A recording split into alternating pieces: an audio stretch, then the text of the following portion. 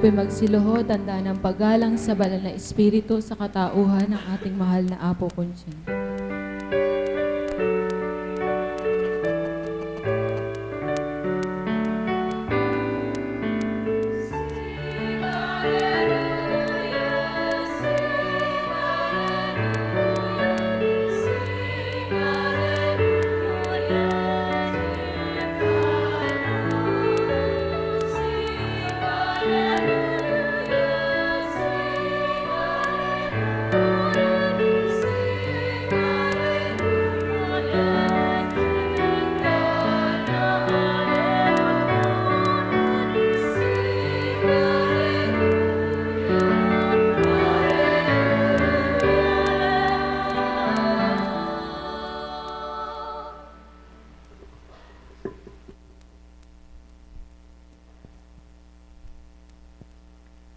Sumainyo ang kapayapaan,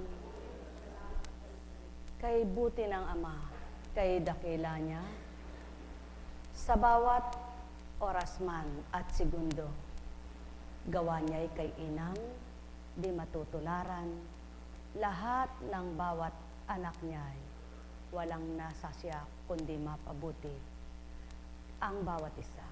Kung magkagayon at ang Ama rin ang hinahanap ng kanyang mga anak, ang may pandinig ay nakarinig.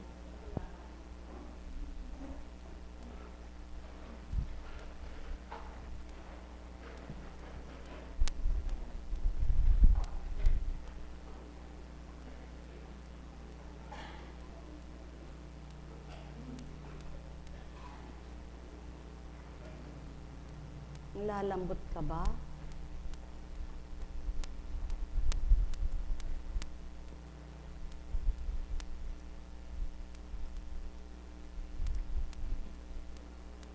Makinaman, hindi pantay-pantay ang lakas, ang haba ng magiging buhay nila. Kahit na pare-parehas na pinagsabay na bagong binili. Di nga ba't may mga kanya-kanyang produkto ang tao? Ngunit ang produkto ng Ama ay isa lamang. Kapag siya ang bumalangkas, tunay na mabuti, maayos, at nakabubuti sa lahat. Lamang ang lahat ng produkto niya hindi ginugusto ng tao at di pinahahalagan ng lahat ng produkto niya. Ano ba ang produkto niyang napakahalaga sa buhay ng tao? Ang salitang banal na nagbibigay buhay, na kung ikikintal sa isip at magbibigay diwa nila na mabuksan at makaunawa, di nga ba't ang lahat ay titibay sa pagtitiwala, pananalig na matapat sa Kanya? Ngunit ano nga ba? Paano ba nasasambit ang mga aral na ito? Paano na isa sa buhay ng mga anak ng Ama? Hindi nga siya nakikita, ngunit buhay na nagpapaalala, nagpapagunita sa bawat anak niya. Nagpapadama sapagkat buhay na kumikilos sa bawat anak niya. Ngunit paano nga kaya na isa sa buhay, paano kaya matutunton lubos ang kanyang kagustuhan? Ang bawat anak niyang sa kanya'y nagnanasang tamuhin at kamtin, tuwirang makikilala at madarama siya. Ang may pandinig ay nakarinig. Kay buti ng Ama, sadyang kay dakila niya, ilan nga kaya ang maghahari ay ang sarili nila o ang paghahariin ay siya? Ang may pandinig ay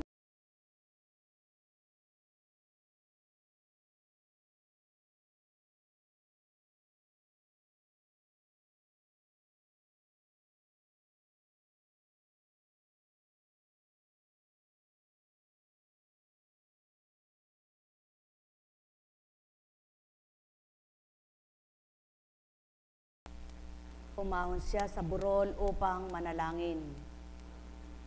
Nag-iisa siyang inabot doon ng gabi. Samantala, nasa laot na noon ang bangka at sinasalpok ng mga alon sapagkat pasalungat sa hangin. At nang madaling araw na'y sumunod sa kanila si Jesus na naglalakad sa ibabaw ng tubig. Inalabutan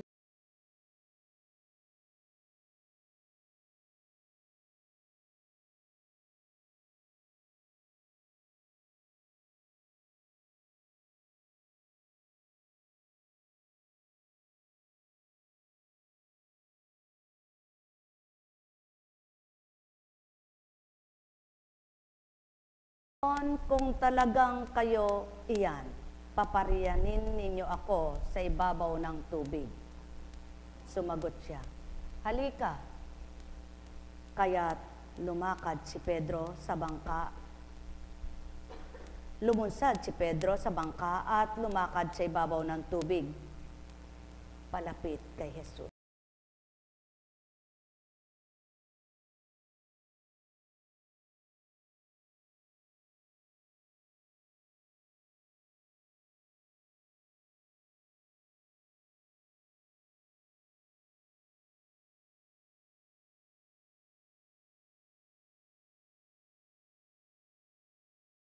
Alinlangan. Pagkasakay niya sa bangka, tumigil ang hangin at sinamba siya ng mga nasa bangka. Tunay na kayo ang anak ng Diyos, sabi nila. Paano mo ba maisasalarawan at mapapakita ang iyong pananampalataya?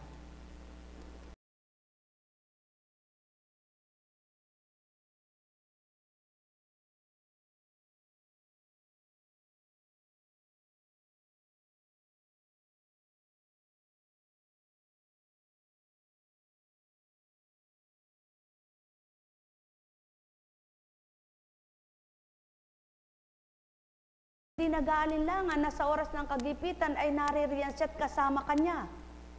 Kung magkagayon, magalak kayo mga minamahal ko.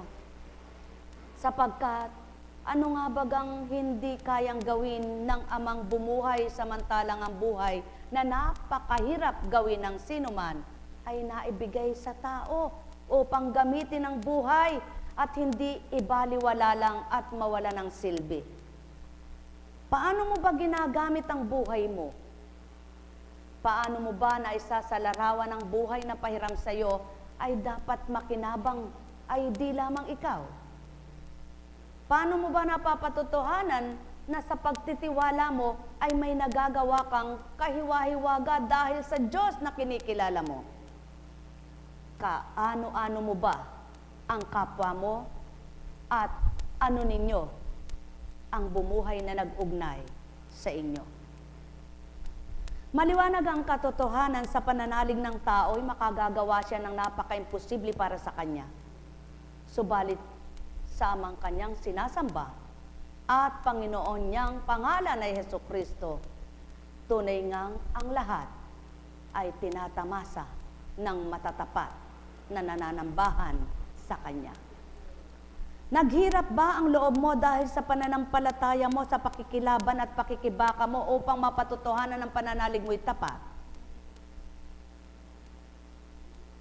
Magalak ka, sapagkat kung hindi ka nagpapakilala sa mahirap na tinatawid mo sa iyong pananampalataya, ano ang naiba na ginagawa ng kapwa mo sa ginagawa mo?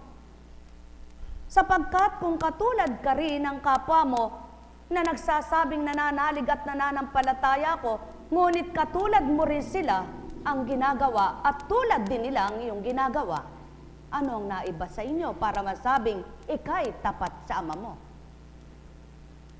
Kaya't upang may salarawan kung paano ang pananampalataya mo na buhay na di katulad ng kapwa mong magaling magsalita, kulang sa tiwala, pakita mo, anak ka ng Ama, na bawat sinusuong mo, palagay mong hindi mo kaya, ngunit nakakaya mo dahil sa Kanya. Palagay mo, wala kang magagawa, ngunit may nagawa ka dahil sa Kanya. Palagay mo, mahirap para sa iyo, ngunit napagaan ang pinaniniwalaan mo. Kaya naman, maging imposible man, nakatawa-tawa sa kapwa mo, ay pinananaligan mo pa rin. Sapagkat nagtitiwala ka, ang sinasamba mo'y totoo, ang nanawagan sa iyo'y tapat, at ang kinilala mo'y buhay. Kaya doon mo mapapakita ang pananampalataya mo'y kaiba sa salita ng taong nagsasabing hindi naman ginagawa. Kaya huwag tularan si Pedro na sinubok ang kanyang Panginoon. Kung tunay na ikaw nga yan, Panginoon, ako'y pababa, palakarin mo sa ibabaw ng tubig. Halika, Eka. At siya'y bumaba. Ngunit dumating ang hangin. At nawalan siya ng tiwala, nag-alinlangan siya, kaya't unti-unti siyang lumulubog. Paangat na ba ang pananampalataya mo? Nabubuhay na ba ang pananalig mo? Ngunit may dumating sa buhay mo upang tingnan at masdan ng Ama kung totoo ka sa paniniwala mo? At unti-unti nag-alinlangan ka? Unti-unti nawala ang paniniwala mo? Paano mo napatutuhanan ang sinambat kinilala mo ay totoo kang maniniwala at nagtitiwala sa Kanya? Kaya't paano mo kakamtin? Ang palagay mo'y mahirap, ngunit magaan para sa sinasamba mo. Ang palagay mo'y di magaganap at di mangyayari, ngunit mapangyayari ng tinatawagan mong pinakipagtotohanan mo. Ang palagay mo'y napakahiwaga, ngunit walang imposible sa mahiwagang gawa at makapangyariang Ama mo. Kaya, katulad ka ba ni Pedro, na nang nag-alinlangan ay natakot, na siya rin ang gumawa ng takot niya, na siya rin ang naggawa ng sarili niyang pagkabahala, subalit ang nanawagan sa kanya'y matibay, na sinabi niyang, halika, lumapit ka. Ilan kaya ang lumalapit, na habang lumalapit, ay iniisip kung ito'y magaganap at mapangyayari itong ganap. Hindi ka ba nag-aalinlangan sa pangyayaring ikaw ay pagagalingin ng Ama mo? Ikaw ay palalayain ng Ama mo? O sa salita ng kapwa mo'y madaling kang maniwala, ngunit sa salita ng tinatawagan mo'y ayaw mong magtiwala? O sa salita ng kapwa mo'y madali kang matangay, ngunit sa salita ng salitang banal na naghahari dapat sa iyo, dahil ika'y anak ng Ama, na tinatawagan mo'y siya, natangay ka't nawalan ka ng paniniwala. Mga mahal, paano nga ba ninyo na isasalarawan ng pakikipagtotohanan? Masaya lang baga kayo kapag nakakamtan nyo ang binibigay sa inyo pagdaka? At sinasabi nyo, ay toong buhay ang Diyos, sapagkat nakamit ko yung hiniling ko. Pagdaka ba, nagalak ka ng sinabi mong, Panginoon, ako'y iligtas mo sa hirap ng buhay at binigay ang sagana sa iyo, na paniwalaan mong ang Ama mo'y pinakinggan ka. Paano ng isang araw na tiningnan niya kung sa pagsubok mo lamang pala sa biyaya at pagpapala, doon ka lamang masaya? At nang ibigay sa iyo ang kaiba, doon na nakita kung sino ka, ano kang anak niya. Kung lumalapit ka sa Kanya bilang Ama mo, nakikita Kanyang lumulubog, ba't iaangat Kanya? Sapagkat ayaw niyang malubog ka at mamatay ka, samantalang siyang kinikilala mo. Samantalang palapit ka sa Kanya. Samantalang ang wika niya, halika, lumapit ka. Pagkatapos sa panawagan niya sa iyo, siya mismong magpapalubog sa iyo. Samantalang sinabi mo, halika! Panginoon, palakarin mo ko. Tugon naman sa iyo, halika, lumapit ka. At nang lumalapit ka ba, siya mismong nilalapitan mo ang magbibigay sa iyo ng dusa para mamatay ang iyong pagtitiwala at paniniwala sa Kanya, yamang siyang may taglay ng kapangyarihang binuhay ka. O tao, katotohanan ang tinuturan ko. Kaya't kapag sinabing halika, manalig ka anak, makapapasa ka. Ang lahat na iya'y itatawid ko para pakilalang lumalapit ka sa akin. Ang lahat ng iya'y pakikita kung kaya kong gawin kung totoo ka sa akin.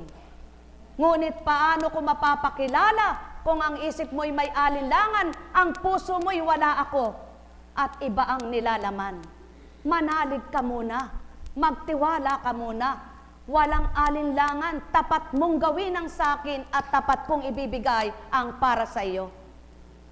Kung pagdaka karaka-raka, ang sabi ko sa iyo, halika lumundag ka't nasa palad na kita.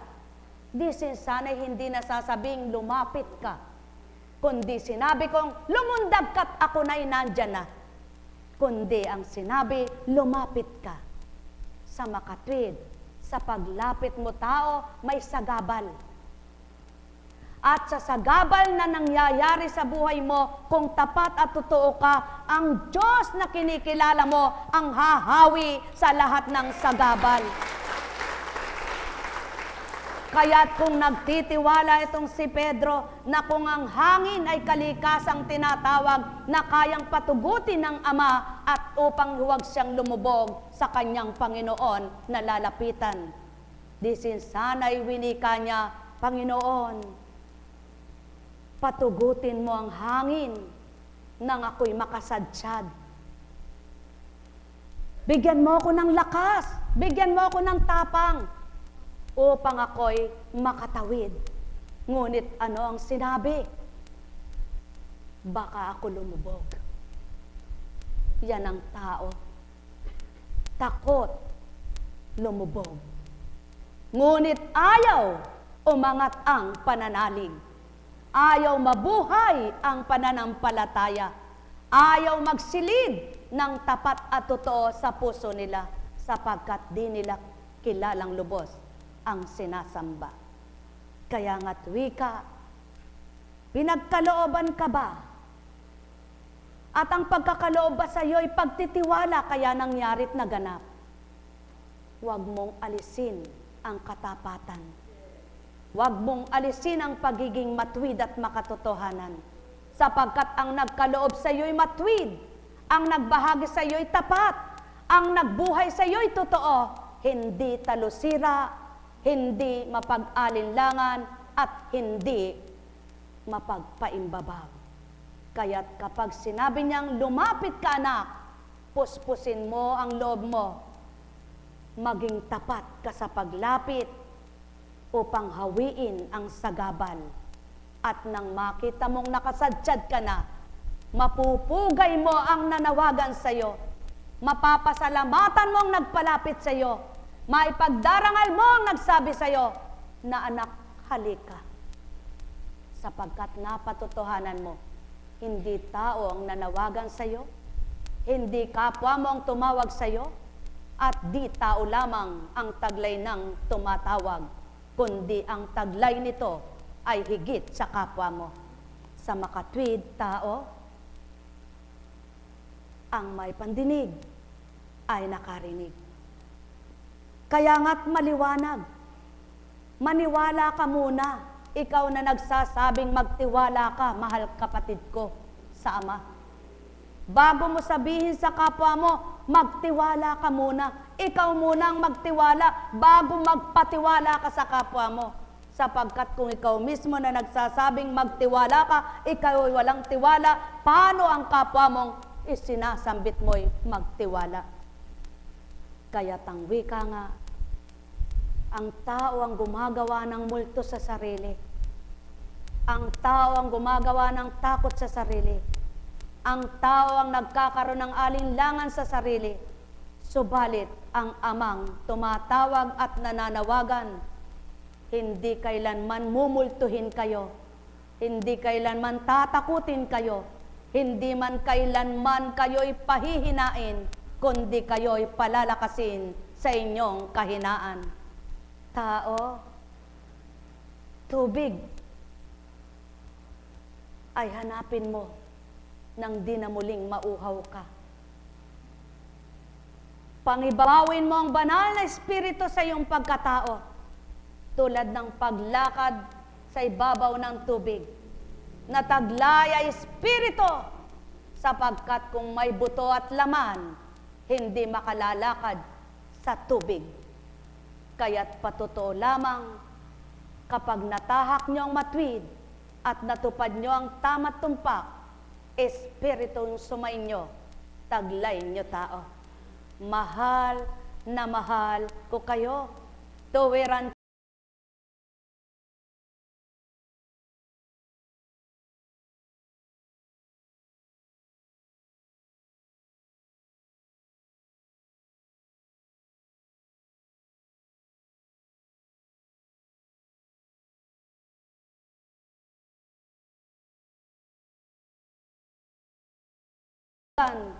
nang hindi ka pa kayang ngumuya ng matigas, pinalagok ka muna ng gatas. At nang makita niyang kaya mo nang kumain ng matigas-tigas, pinangunguya ng iyong bagang sapagkat matibay ng iyong ngipin.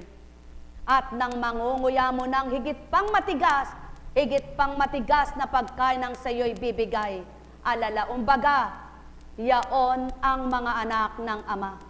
Hindi niya puwersahang pinakikilala kung paano siya, bagkos ang bawat mahihina pat kulang sa unawa, ibinabahagi muna ang kanyang banal na salita, at upang mawawaan nila kung paano ito'y may buhay at kapangyarihan, at pagkatapos, gawin niya ng gawing marapat, ang dalisay nilang pagtanggap ay maging pagkinang ng kanilang buhay. Mahal na mahal ko kayo. Tuwiran kong tinuturan, mahal na mahal ko kayo. Kaya nga, isa kang mangangaral, isa kang lingkod ng Ama. Sinabi mo sa kapwa mo, magtibay ka lang. Anak lang ang hinahanap mo. Kung ang Ama'y napatubo niya ang lahat ng nais niyang patubuin sa lupa, ang anak na gusto mo, kapag binuhay niya sa sinapupunan mo, ay magagawa niya. Kung ito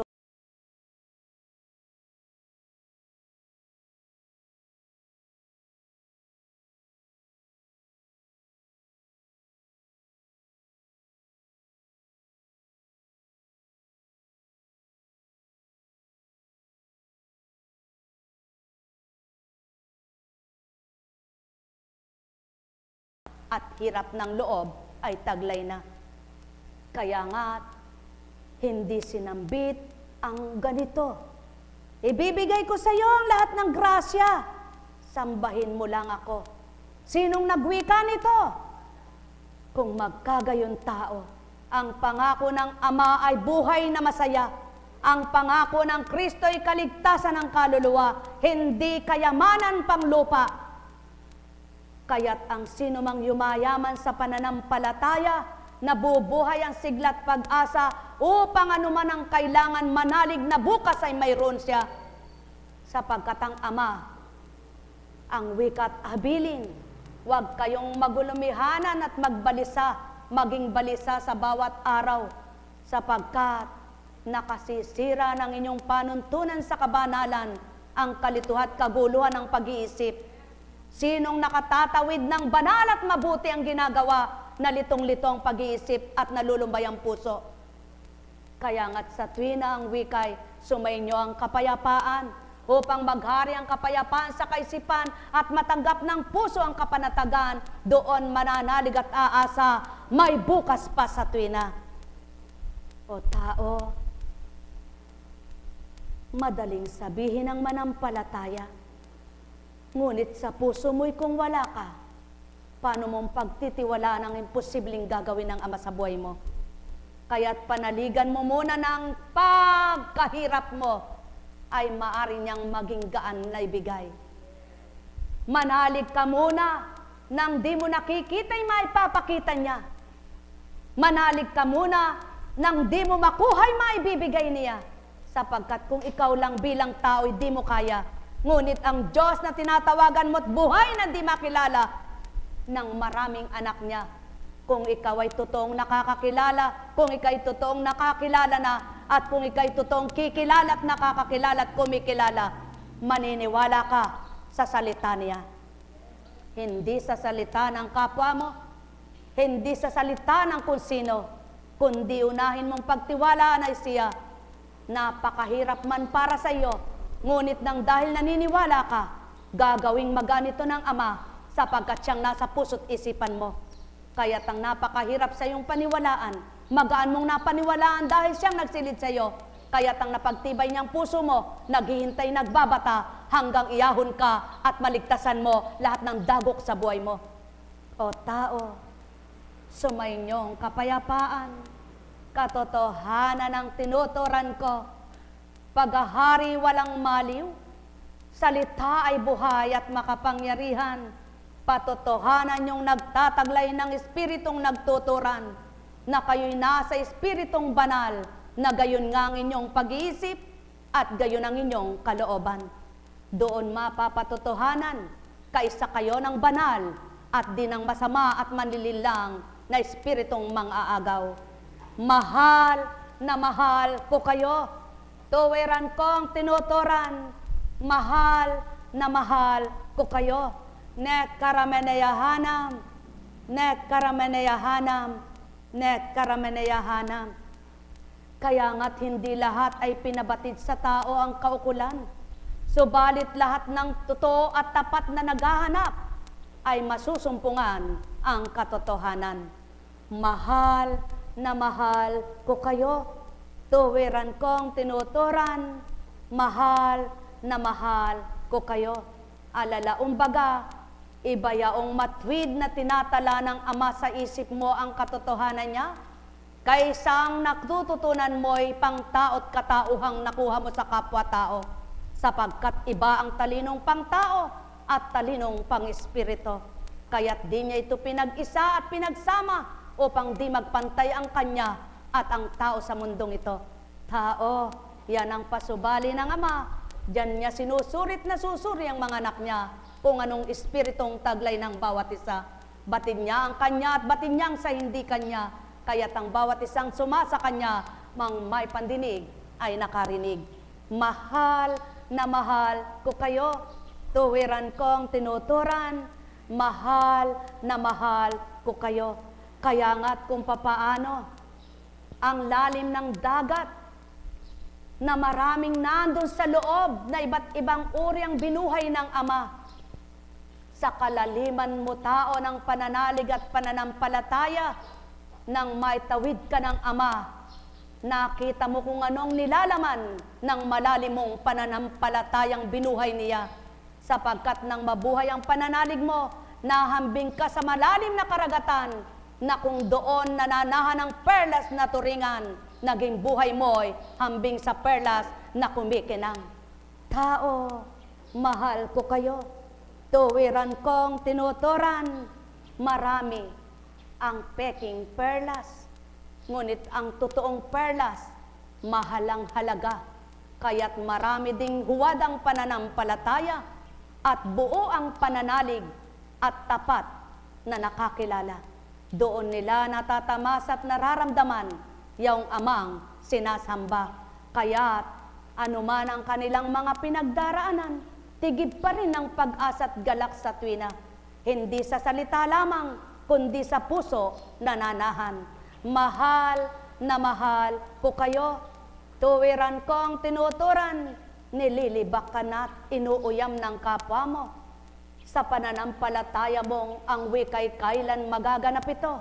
Ngunit nang dahil matibay ang pagtitiwala mo, anuman ang uyam na gawin sa iyo, pagtiwalaan mong may Ama ka na nakikita ang hinahamak ka.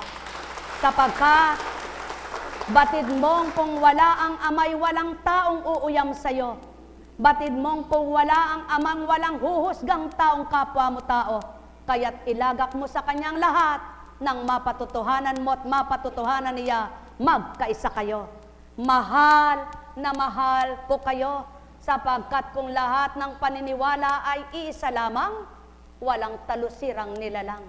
Ngunit pinagdalawa ng Amang paniniwala ng tao upang makita niya at masukat ang totoong kanyang anak. Sumainyo ang kapayapaan, pagharian kayo, mga minamahal ko. Yaon ang aral, ang may pandinig ay nakarinig.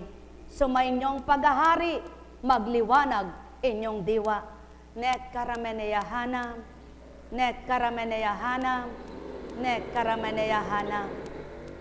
Kaya Palagay ng kapwa mo'y gupong-gupo ka na, hinang-hina ka pa't walang-wala ka na. Ngunit dahil ama mo'y matatag at matibay, nakahahakbang ka bawat araw, nakauusad ka bawat gabi, at nakikita mong sumisilay ang liwanag, at nakakahulagpos ka sa maghapon at magdamag, sapagkat siyang iyong kapiling, kasama mo man din. Nek karameneyahanam, nek karameneyahanam, nek karameneyahanam. Kaya't iba ang salitang pananampalataya na sa bibig nagmumula at sa puso ninuhugot ang totoo mula sa diwa.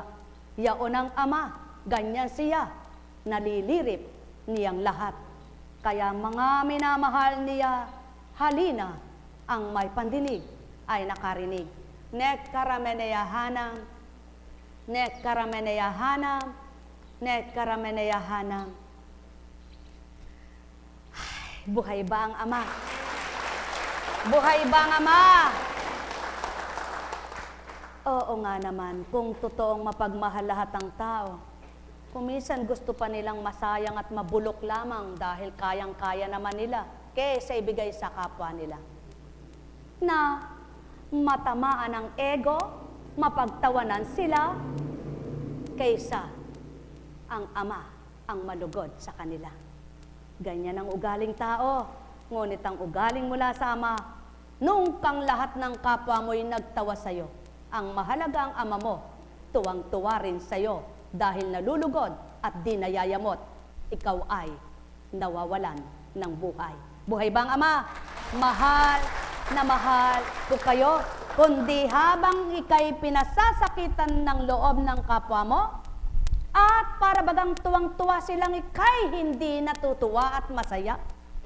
Ikaw naman na nakikita nila't palagay ay lumbay, pinagagalak na nag-uumapaw ng ama dahil siyang totoo sa puso mo. Yaon ang mga anak ng ama, kaya't sa palagay man ng kapwa nila'y kahabag-habag sila, ngunit di nila nababatid silang mapanghamak ang kahabag-habag. Yaon ang pananampalataya, iyan ang pananalig na totoo. Halika, lumapit ka. Nang makita mo ang liwanag, ang kapangyarihan na taglay ng iyong lalapitan at susundin sa kanyang aral. Sumainyo ang kapayapaan, pagharian kayo. Nek karameneyahanam, nek karameneyahanam, nek karameneyahanam. Buhay ba ang ama? Buhay ba ang ama?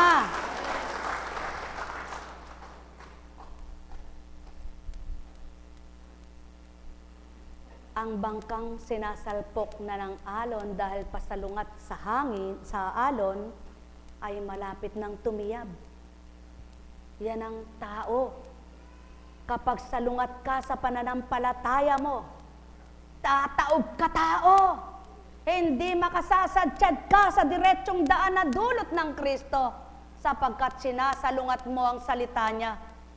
Di ka naman totoo at tapat, kaya't isadyad ka at sumadyad ka, iyayon mo sa Kanya ang gawa mo.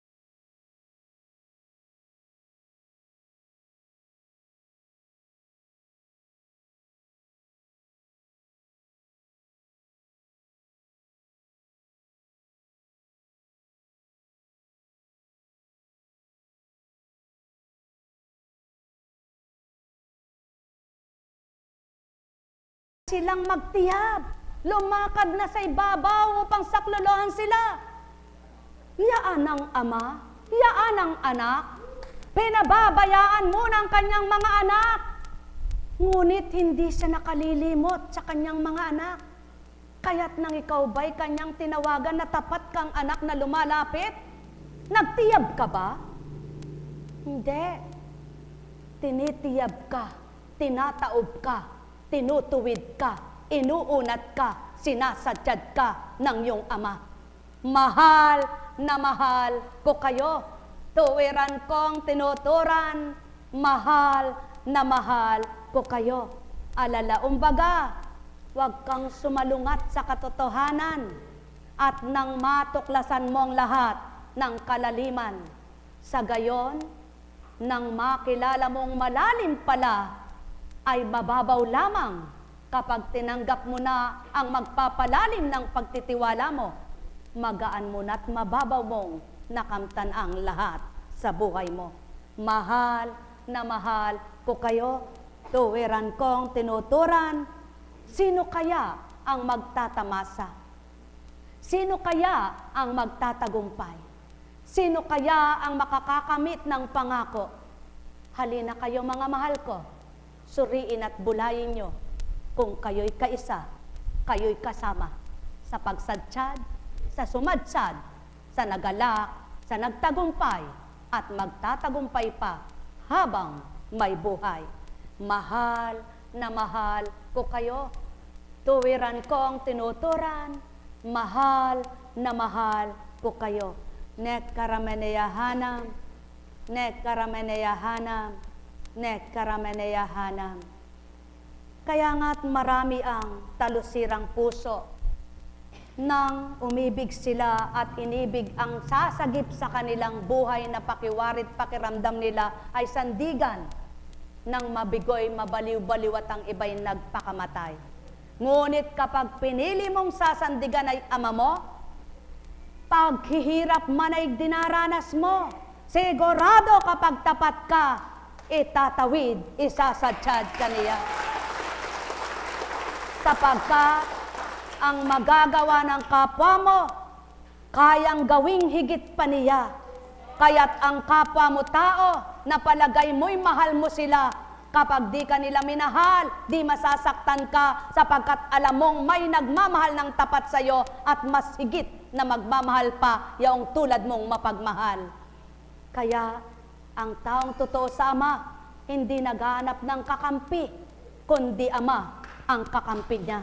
Mahal na mahal ko kayo, tuwirang kong tinuturan, mahal na mahal ko kayo. Kaya nga't ilang silang nakasakay sa bangka, ngunit itong Pedro nagsabi, kung tunay po kayo ang Panginoon, palapitin ninyo ako. Patawirin niyo po ako. Halika, lumapit ka. At nang dahil hindi totoo ang paglapit, lumubog, lumulubog. Ngunit ang nanawagan ay tapat at totoo. Kaya't ang wika, bakit nag-alinlangan ka? Kung magkagayon na totoong nilapitan ninyo at nilalapitan nyo, bakit kayo nag-alinlangan sa hiwag at himala, sa makapangyarihan na taglay ng ang posible sa tuwa, sa taot sa